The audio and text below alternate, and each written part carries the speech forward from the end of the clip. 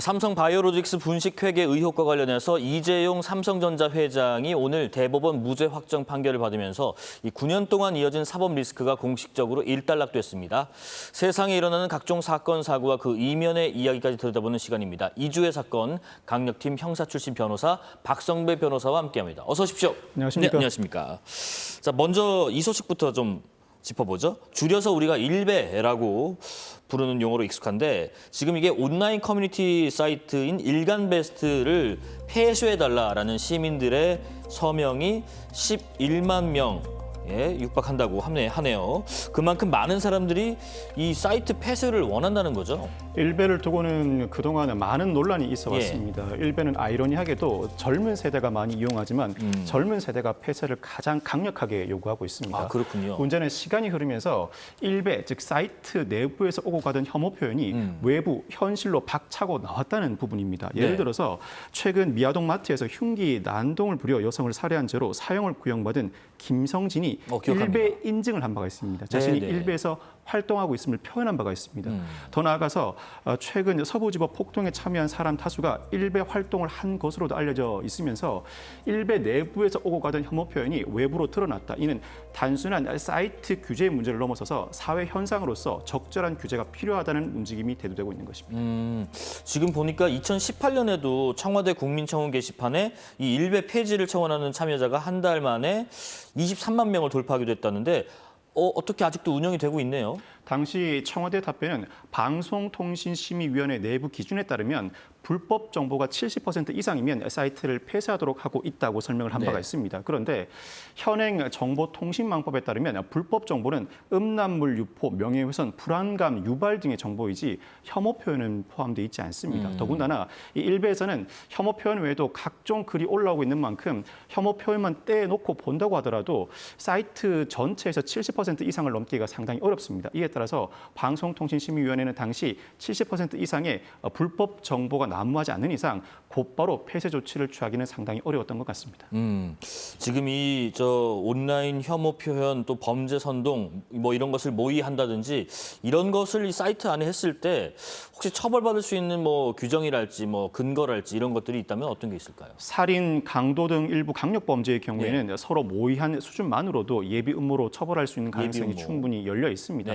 실제 행동으로 이어진다면 계획적 범행으로서 더 중하게 처벌될 터인데 문제는 단순히 오고 간 혐오 표현을 규제할 수 있을 만한 법안이 있는가? 현재 정보통신망법은 혐오 표현 자체를 규제하는 조항은 두고 있지 않습니다. 이에 따라서 이 문제를 개선하기 위해서는 혐오 표현도 불법 정보로서 정보통신망법의 규제 대상에 포함시킬 필요가 있습니다. 뿐만 아니라 일베를 직접 폐쇄하는 조치에 나가고자 한다면 단계를 밟아 나가야 하는데 일단 게시글 삭제 조치부터 시작해서 운영자 제재, 그와 같은 조치에도 불구하고 혐오 표현이 난무한다면 그때는 사이트 폐쇄도 고려해 볼 수 있을 것 같습니다. 이 과정에서 불복 절차 등 일정한 이 절차가 마련되어야 여러 논란에도 불구하고 원만하게 폐쇄 조치가 이루어질 수 있을 것으로 전망됩니다.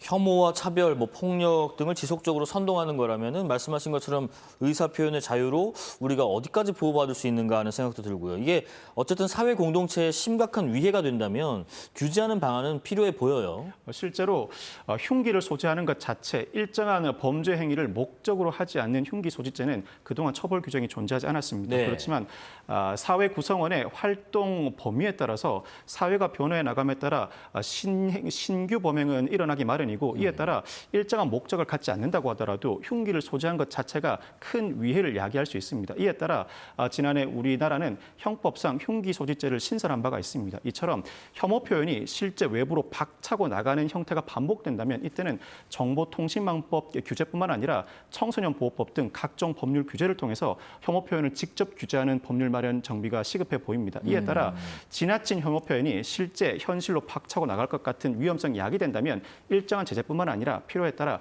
형사처벌을 과하고 이에 대해서 불복 절차를 마련하는 법안이 병행된다면 논란 없이 적절한 규제를 이루어낼 수 있을 것으로 전망됩니다. 이주의 사건 두 번째 내용은요. 김건희 특검의 수사가 급물살을 타는 가운데 이른바 집사 게이트입니다. 집사 게이트. 김 여사의 집사로 알려진 실명 김예성 씨가 의혹의 지금 중심에 섰는데 김예성 씨 어떤 인물입니까? 김혜성 씨는 김건희 여사 일가와 밀접한 관계를 맺어오고 있다는 의심을 받고 있는 인물입니다. 네. 집사 게이트라는 표현은 김건희 특검이 명명한 표현인데 김혜성 씨는 이전부터도 김건희 여사와 친분을 맺어오다 서울대 대학원에서 친분을 더 쌓아갔고 특히 코바나 컨텐츠에서 감사 역할을 맡아오기도 했습니다. 눈에 띄는 대목은 김 여사의 어머니인 최은순 씨의 통장 잔고 증명서 위조 의혹과 관련해 직접 김예성 씨가 통장 잔고 증명서를 위조한 행위로 유죄 확정 판결을 받은 바가 있습니다. 그만큼 상당히 밀접한 관련을 맺어오고 있었던 것으로 보이는데 네.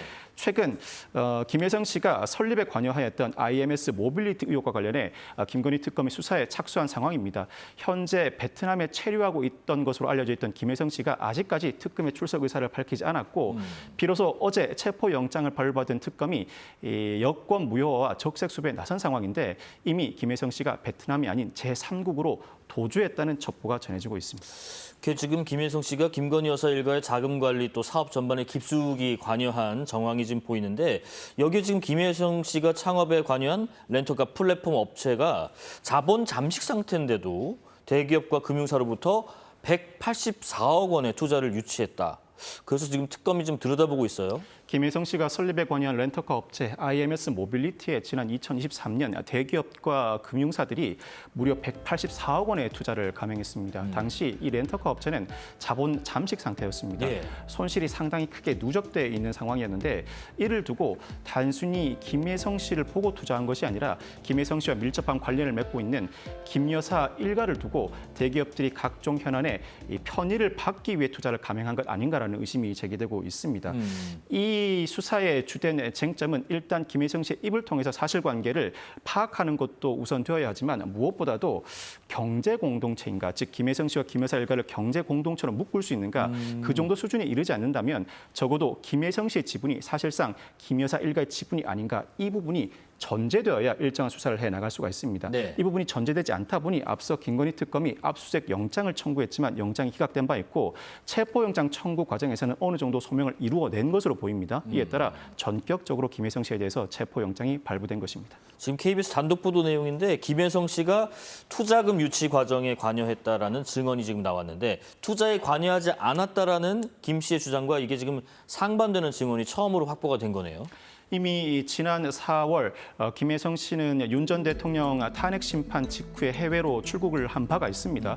이후에 김건희 특검이 이 사건 수사에 박차를 가하면서 김혜성 씨는 물론이고 IMS 모빌리티 측도 김혜성 씨는 이 사건 투자 당시에 관여한 바 없다는 주장을 일관해 왔습니다. 그런데 김 씨가 직접 투자 검토를 요청하거나 사업 내용을 설명해 주었다는 진술이 나오고 있습니다. 직접 투자를 감행했던 투자사의 관계자의 증언에 따른 것인데 이와 같은 관계자 증언에 따른다면 일정 부분 김 씨의 관여 부분은 어느 정도 확정된 사실관계로 보이고 무엇보다 김건희 특검이 김혜성 씨 신병 확보에 사활을 걸고 있는 이상 신병이 확보돼 우리나라에 입국하기만 한다면 이 사건 수사에 큰 활로가 열릴 것으로 전망됩니다. 지금 특검이 투자금 184억 원 가운데 지금 46억 원의 행방에 지금 주목하고 있는데 김 씨가 차명회사를 통해서 이 돈을 가져간 정황이 있다라고 보고 좀 수사를 하고 있는 것 같아요. 당시 대기업과 금융사가 모두 184억 원을 투자했습니다. 그런데 이 184억 원 중에서 46억 원이 이노베스트 코리아라는 회사에 흘러 들어가는데 기존에 이노베스트 코리아가 보유하고 있던 IMS의 지분을 매수하는 데 46억 원이 쓰인 것입니다. 그런데 이 이노베스트 코리아가 사실상 김 씨의 회사가 아닌가라는 의혹이 제기되고 있습니다.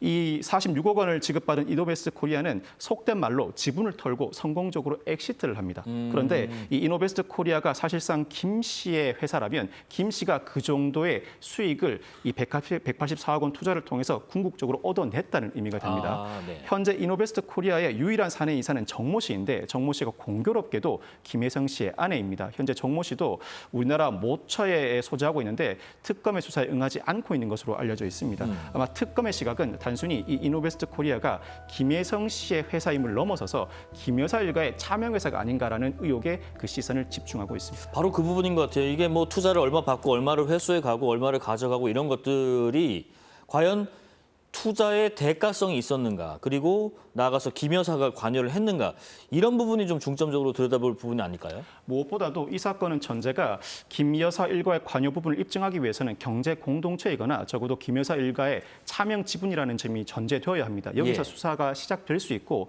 수사가 시작된다고 하더라도 관련 사실관계를 촘촘하게 파악해야 할 뿐만 아니라 무엇보다도 법리적으로도 특검이 그 난관을 돌파해 나가야 하는데, 김 여사 일가와의 관련성 외에도 일단 특가법상 알선 수재, 즉 대기업과 금융사로부터 투자를 받고 그 명목으로 김 여사 일가를 통한 각종 현안을 해결해 준다면 이는 특가법상 알선 수재죄에 해당할 수 있습니다. 그렇지만 예. 특검의 시각은 단순히 특가법상 알선 수재에 머무르지는 않을 것입니다. 사실 김 여사가 실제로 관여했다고 하더라도 김 여사는 영부인 신분이지만 민간인에 불과합니다. 네. 이를 넘어서서 뇌물죄도 정조준하고 있는 것으로 보이는데, 뇌물죄를 정조준한다는 의미는 김 여사 단독 범행이 아니라 김 여사와 공범의 누군가의 공무원이 있다는 의미입니다. 즉 윤 전 대통령과 공모했거나 윤 전 대통령이 아니라고 하더라도 또 다른 공무원과 공모한 관계에서 각종 청탁을 해결해 주었다는 대목에 특검의 시선이 쏠려 있는 것으로 보이는데, 이 정도 수준까지 나가기 위해서는 앞으로 수사가 나가야 할 방향 상당히 길고 멀 뿐만 아니라 관련 법리도 뚫고 나가야 하는 것이 특검의 숙제라고 할 수 있습니다. 이게 지금 뭐 개인의 비리냐 권력형 로비냐 핵심 증거를 찾아내는 것이 관건인 것 같은데, 그 특검이 또 삼부토건 주가 조작 의혹 수사도 지금 속도를 내고 있는데, 여기에도 김혜성 씨가 관여를 했어요? 아직까지는 김혜성 씨의 전격적인 관여 부분은 입증되지 않았습니다. 네. 그렇지만 적어도 삼부 토건과 관련해서는 김건희 여사가 사전에 주가 부양에 일부 관여하거나 관련된 이익을 취득한 것 아닌가라는 의혹이 제기되고 있는 상황입니다. 오늘 삼부 토건의 전 현직 회장을 비롯한 4명에 대한 영장 실질 심사가 예정돼 있는데, 이 중에서 영장 실질 심사 대상이던 이기훈 부회장이 영장 실질 심사에 불출석했다는 속보가 나오고 있습니다. 사실 일부 인사가 불출석할 경우에는 나머지 인사의 영장 발부에 악영향을 미치게 됩니다. 이 일부 인사가 범죄 사실을 인정하고 영장 발부를 우려에 도주했다고 보는 것이 일반적인 법원의 시각이라, 나머지 3명, 적어도 2명 이상의 영장 발부에 악영향을 미칠 것으로 전망되는 상황입니다. 무엇보다도 지난 2023년 5월 폴란드에서 열렸던 우크라이나 재건 포럼 당시에 양해각서를 체결하였다는 취지의 보도를 여러 차례 반복해온 것이 삼보 토건의 행각이었는데, 이미 이상 거래를 감지한 금융당국이 검찰에 고발을 감행한 상황입니다. 실제로 양해각서를 체결했음에도 불구하고 네.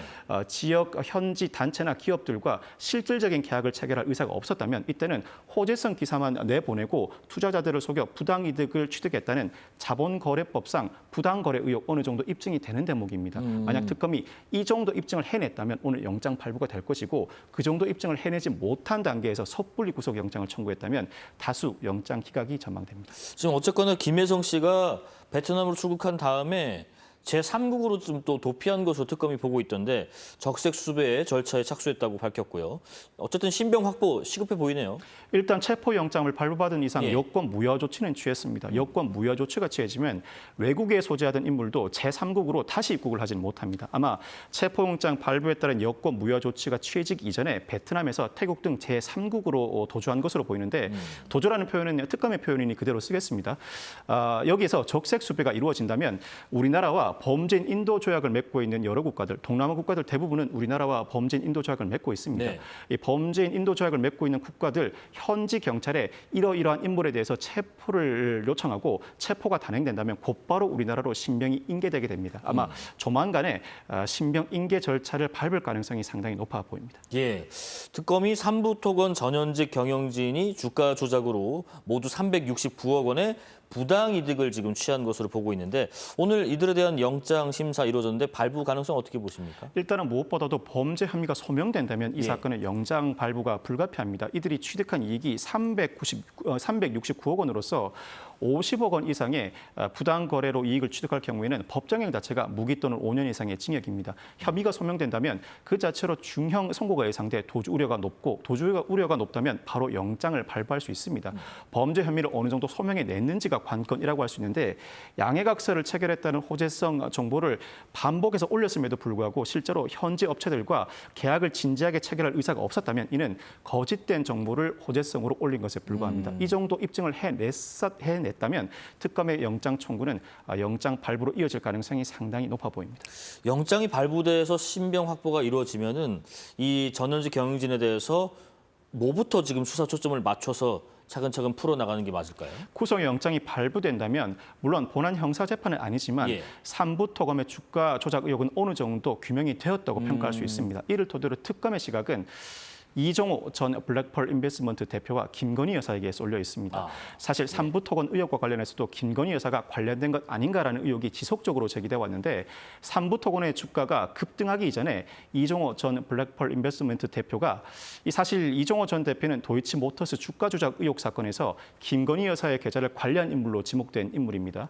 이종호 전 대표가 해병대 예비역 단체 채팅방에 삼부 체크라는 메시지를 올립니다. 네. 그 이후에 삼부토건의 주가가 급등하였는데 이를 토대로 김건희 여사와 이 전 대표가 삼부토건의 주가가 급등할 사실을 미리 알고 있었던 건 아닌가, 심지어는 삼부토건 주가 급등에 일정 부분 관여한 것 아닌가라는 의혹이 제기되고 있습니다. 원희룡 전 국토부 장관이나 윤 전 대통령, 김건희 여사의 행보와 발언에 따라서 삼부토건의 주가가 급등한 사실은 어느 정도 정황으로 입증되고 있는데 네. 삼부토건 전 현직 대표 등에 대한 구속영장이 발부된다면 곧바로 김 여사 일가에 대한 수사에 박차를 가할 것으로 전망됩니다. 자, 이런 가운데 특검이 건진법사 의혹 관련해서 강제 수사에 나섰습니다. 건진법사의 법당 지하에 있는 그 비밀 공간에 대한 압수수색도 처음으로 이루어졌는데 지금 보시는 화면입니다. 앞선 검찰 수사에서는 당시에는 빠졌던 공간 같은데요.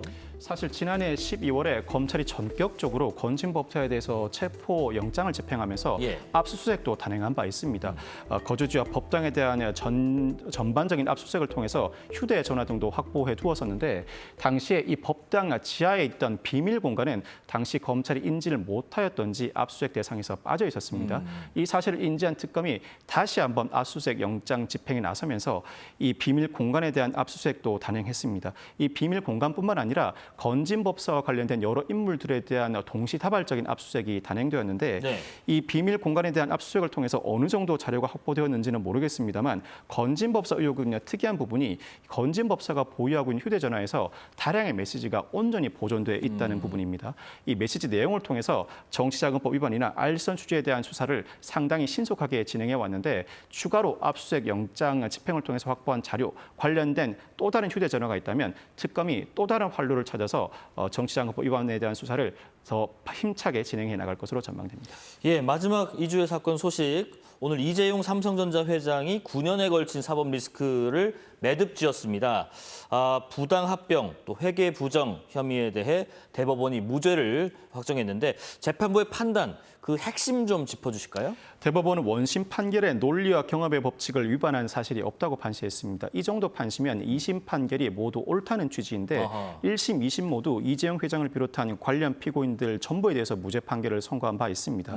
이 사건의 핵심은 승계를 받기 위해서 삼성물산과 제일모직을 합병하는 과정에서 부정 거래를 하였거나 회계 부정을 저질렀다는 의혹인데 부정 거래, 회계 부정 모두 충분한 근거가 제시되지 않았다는 취지의 1, 2심 판결이 선고된 바가 있습니다. 네. 뿐만 아니라 이재용 회장의 배임죄에 대해서도 1, 2심 판결 모두 무죄를 선고한 바가 있습니다. 이 사건은 특히 여러 법리적인 다툼도 있었을 뿐만 아니라 무엇보다도 검찰이 확보한 증거 중에서는 증거 능력을 상실한 증거도 있었습니다.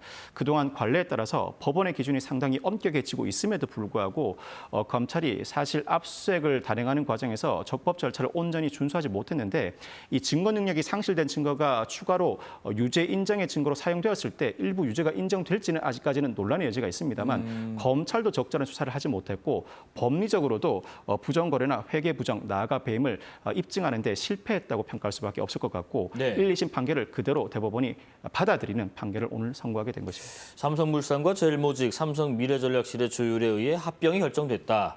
두 회사의 의사와 관련 없이 합병이 결정됐다고 보기 어렵다라고 판시를 했는데 지금 들어보면 1, 2심 모두 지금 혐의 무죄가 났는데 검찰이 그럼 대법에 끝까지 상고를 했거든요. 심의위의 심의를 따로 요청하는 절차를 거친 건데 이게 끈질긴 수사라고 봐야 될지 아니면은 집요하게 어떤 포커스를 맞춰서 괴롭혔다고 볼 수 있을지요? 사실 7, 8년 이전에는 1심, 2심 모두 무죄가 선고되더라도 검사는 무조건 상고하는 경향이 뚜렷했습니다. 무죄 판결은 검사에게는 일종의 수치로 받아들여졌습니다. 그렇지만 7, 8년 전부터는 대검찰청이 예규를 개정해 1, 2심 모두 문제가 선고된 사건의 경우에는 옥석을 가리는 절차를 밟겠다. 형사 상고심의위원회 회부에서 상고를 할지 여부를 심사받겠다는 입장을 밝힌 바가 있습니다. 이에 따라 이 사건도 1, 2심 모두 무죄가 선고된 사건이라 형사 상고심 심의위원회 심의 절차를 거쳤는데 네. 심의를 권고하는 결정을 받아들여 이에 따라 검찰이 상고를 감행하게 됩니다. 그렇지만 결국 무죄 판결이 그대로 확정되었는데 검찰의 입장도 어느 정도 이해가 됩니다만 관련된 혐의를 입증하는데 법리를 돌파하는 데도 한계가 있었던 것으로 보이고 무엇보다도 수사 과정에서 적절한 압수수색 절차를 통해서 증거 능력을 온전히 인정받지 못한 부분이 결정적인 패착으로 보입니다. 수사 과정에서도 상당한 적법 절차를 준수해야 할 뿐만 아니라 공판 절차에서 법리 공방을 해 나가는 데에도 공소 유지에 만전을 기해야 한다는 점을 검찰이 교훈으로 삼아야 할 것 같습니다. 네, 자 이주의 사건 강력팀 형사 출신 변호사 박성배 변호사와 함께했습니다. 고맙습니다. 네, 감사합니다. 지금 전국적으로 창녕군 같은 경우에 육천 저주지 범람 우려가 된다고 하네요. 또 이제 광주 서구 같은 경우에도 양동 태평교에 범람이 우려된다고 합니다. 인근 주민분들 대피령 계속 내려지고 있습니다. 주목하시고요. 자, 재난방송 주관사 KBS는 이어지는 뉴스 특보를 통해서 집중 호우 상황 그리고 피해 예방 방법 계속해서 전해드리겠습니다. 시청해주신 여러분 고맙습니다.